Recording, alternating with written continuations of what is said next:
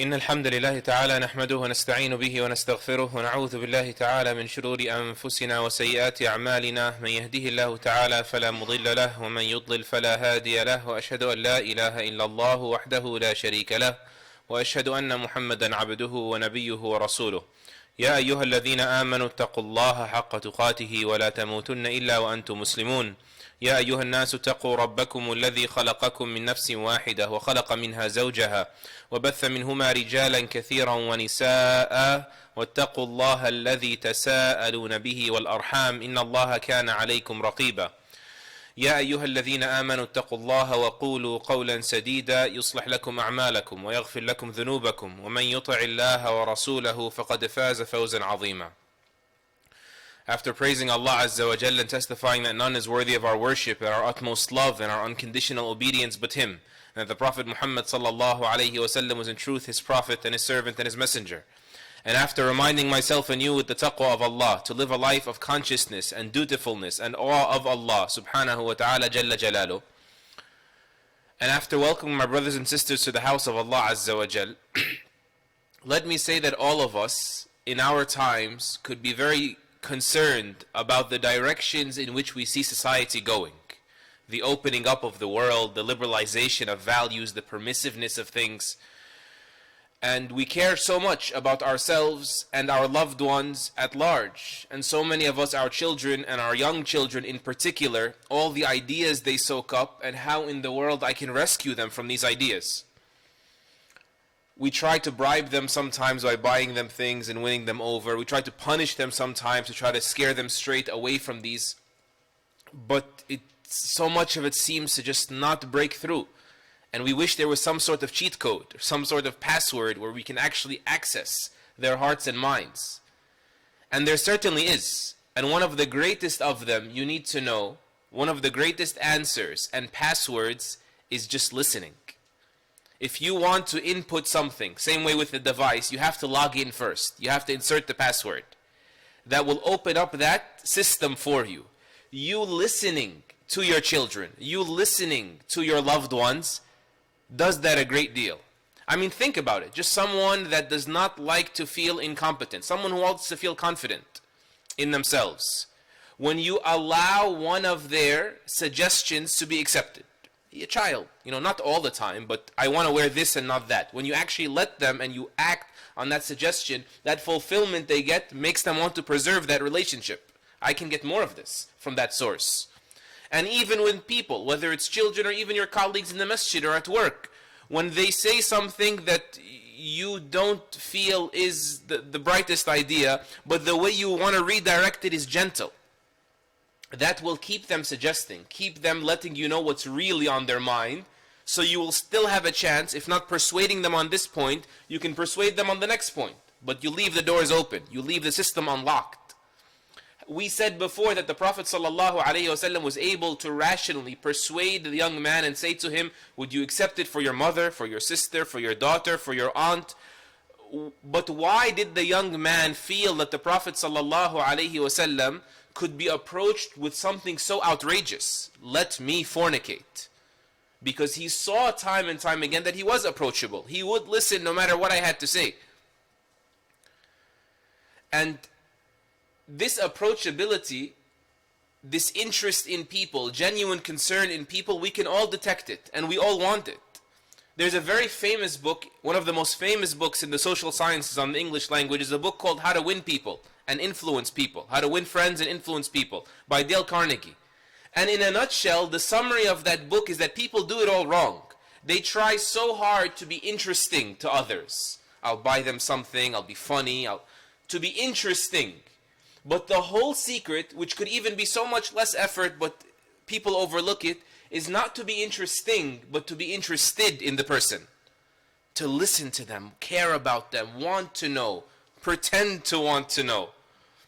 That's how you win friends, and you influence people, and you get the access code to them.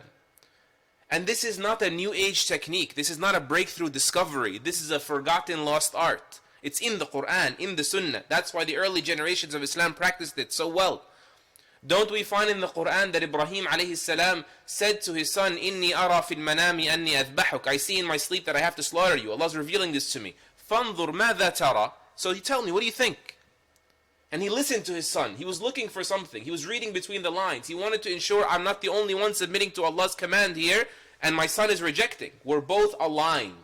And so, okay, let's move forward. The Prophet ﷺ on so many occasions. But Anas ibn Malik radiallahu anh said that my half-brother, Abu Umair, the Prophet ﷺ stopped for him one day in the middle of the road and sat with him and said, Ya Aba Umair, ma fa'ala al-Nughayr. Oh, Abu Umair, that's his name. What happened to your little birdie? He had a pet bird.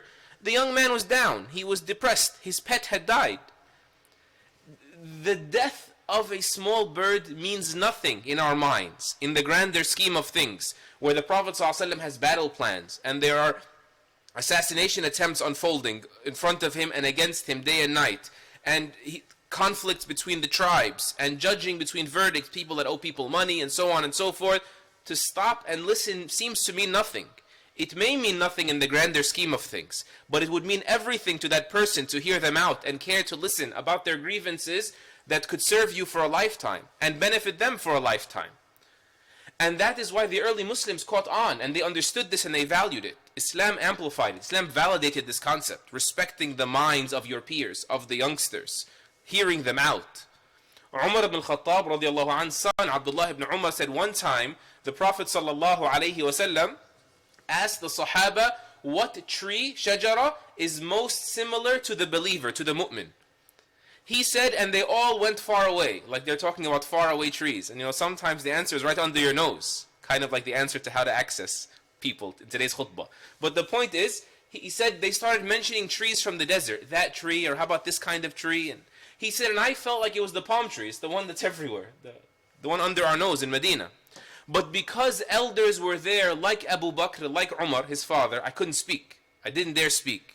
Then eventually the Prophet ﷺ said, no, it's the palm tree. And so when we all went our separate ways, I said, oh my father, I said to Umar, I knew it was the palm tree. And I wanted to say it was the palm tree. But you and Abu Bakr and the elders being there, I couldn't speak. Umar said to him, radiallahu anhu, لو كنت قلته, if only you would have said it. لكانت أحب إلي من كذا. It would have been so dear to me for my son to be the one that suggests. So to be in the gathering, to be given a voice, to be heard out. What do you think that does for the confidence of Abdullah ibn Umar, and how the whole ummah can benefit from that for the remainder of his lifetime? That's why social scientists nowadays, they say that most children, their talents are buried at 8 years old. By 8 years old, most kids, their talents will never resurface again. Why? Because no one noticed them in time. To validate them, to endorse them, to invest in them. The password was just listening. It was not a riddle. It just required investing in human beings and hearing them out to solidify the relationship and make the best out of everybody. أقول قولي هذا واستغفر الله العظيم لي ولكم.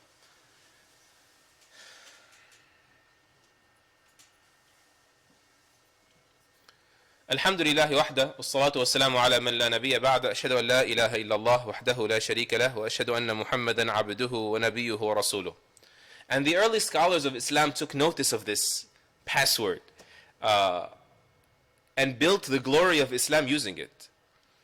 Ibn al-Jawzi rahimahullah, I believe it was, he used to say that we are able to identify the genius child, the prodigy, from very early on, the leadership qualities in a child, by listening to them, not even when we're conversing, because sometimes kids prefer talking to kids. People they prefer talking to other than you. That's fine as well. It's still an opportunity to listen. He says when they're playing with each other, we listen for the child that says, who's with me? Who's on my team? We say, this is a born leader, and we invest in that. And when the child says, who am I with? Whose team am I on? Who's going to pick me? We know this one is a follower. And this, while it stands true for children, there is still so much that can be used, capitalized on, from what I'm sharing here about the password to people's hearts and minds, with adults as well. But one more example that comes regarding children very quickly. It was said that one of the khulafa, the early sultans of Islam, one of those in his inner court, a man, probably from his inner circle, brought his son to the gathering one day. And that's part of, the importance of you maturing through not only hanging out with those of your age. And so the Khalifa, the Sultan, wanted to give him a gift, so he gave him a chance to speak up. At times people would come and they would try to flatter the king or the Sultan. The Sultan would give them something just for their kind words. Just, I appreciate you. Thank you for the compliments. And so he gave a freebie to the child, or what he thought was going to be an easy answer, a yes and here. He told the child, أَرَأَيْتَ أَحْسَنَ مِنْ هَذَا الْخَاتَمِ. Have you ever seen anything nicer than this ring? قَالَ نَعَمْ الْأُصْبُعُ الَّتِي فِيهَا. He said, yes, I've seen something nicer than this ring. The finger that's carrying it. The ring does not make your finger pretty. Your finger is what decorates the ring. So he was very impressed. And so he said to him, أَيُّهُمَا أَجْمَلْ دَارُ الْخَلِيفَةِ أَمْ دَارُكُمْ. What is nicer? The palace of the Sultan, the Khalifa, or your house? He said to him, إِن كَانَ الْخَلِيفَةُ فِي دَارِنَا فَدَارُنَا أَجْمَلْ. If you come visit our house, then our house, despite its size, will be nicer than your palace. Because you're what decorates the place. It's not the place that adds value to you. So he gave him like a huge monetary reward. But with all of this said, how do we get people to open up? How do we get people, how to listen? Just quick advice is quick before I close in this minute or two. Number one, share with them so that they may share with you. In other words, the easiest example is the child one. When you ask them, they wonder, are you concerned about me or suspicious of me? Did you do your homework? So no, tell them, I had this trouble today, I had that issue today. Consult them. Try to respect people's privacies, but say, I went through this today, and what would you do in my place? Share with them so that they may share with you. This is number one. Number two, they say, use dynamic questions, not static questions. What static questions? Stiff questions. Only a yes or no answer. They found that people, studies show they're more willing to speak up and take part in a conversation so that you can listen and find out what you need to know. When you ask them a question that's not just a yes or no. Kind of like this child. He justified his answer, though the answer was not what was on the Sultan's mind.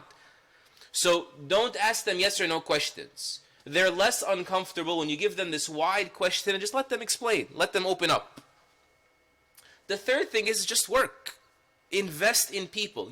Social media, we keep talking about it because it has been so intrusive on our lives, is actually very high maintenance. The child is looking for attention, looking for someone to be interested in them, and it's very hard because there's so much competition. And so you actually do have an edge on people. The edge is you only have 3-4 people. I know it could be a struggle at home sometimes and there's not enough hours in the day, but try to show them, here you go, here's the attention you want, here's what you're chasing. It's right here at home. So you do have leverage over this monster of a system that some people try to look at it as. The answer has always been with us. The password is in our Quran, in our Sunnah. The cheat code is in our pockets if we reach for it. So may Allah subhanahu wa ta'ala make us better listeners and help us understand what we need to understand to make the best out of ourselves and the people around us. May Allah Azza wa Jal bring our families closer together. And may Allah Azza wa Jal show us our flaws and help us purge them from our personalities and our lives. Allahumma ighfir lana warhamna. Allahumma ighfir lana dhunubana wa israfana fi amrina. وثبت أقدامنا وانصرنا على القوم الكافرين. اللهم اشف مرضانا ومرضى المسلمين وارحم موتانا موتى المسلمين. وصلى الله وسلم وبارك على البشير النذير محمد وعلى آله وصحبه أجمعين.